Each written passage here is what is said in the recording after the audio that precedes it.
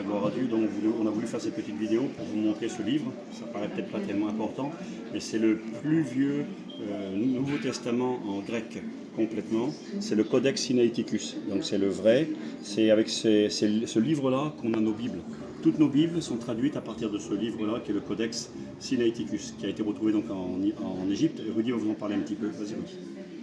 Voilà, donc pour nous c'est quelque chose d'important, d'intéressant. Comme dans nos réunions par exemple, on dit le texte littéral dit cela. En fait, le texte littéral c'est ça.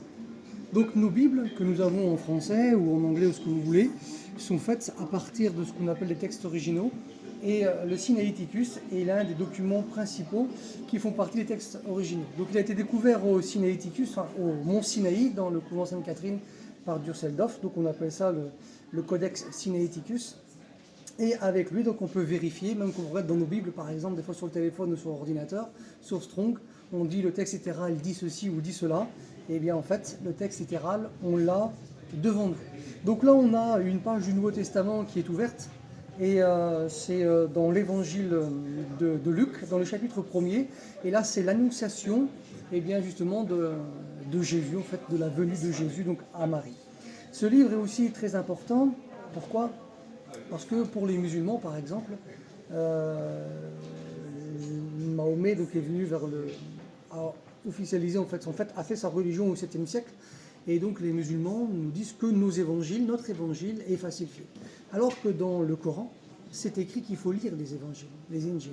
Alors comme on dit, nous on lit l'évangile, on va dire oui mais votre évangile à vous, elle a été falsifiée. Alors il faut leur demander mais quand l'évangile a été falsifié? Donc ils ne pourront pas nous le dire pourquoi.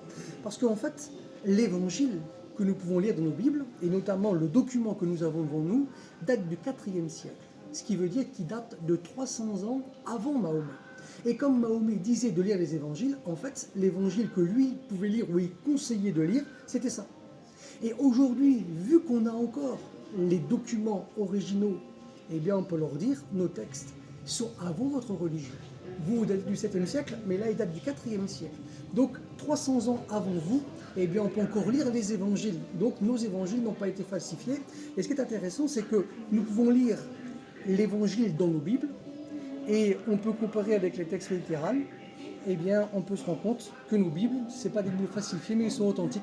Donc là, on a quelque chose qui est un trésor pour chacun d'entre nous, parce que là, on peut dire que la Bible, c'est authentique, c'est vrai. On a les documents originaux du 4e siècle. Voilà, que Dieu vous bénisse.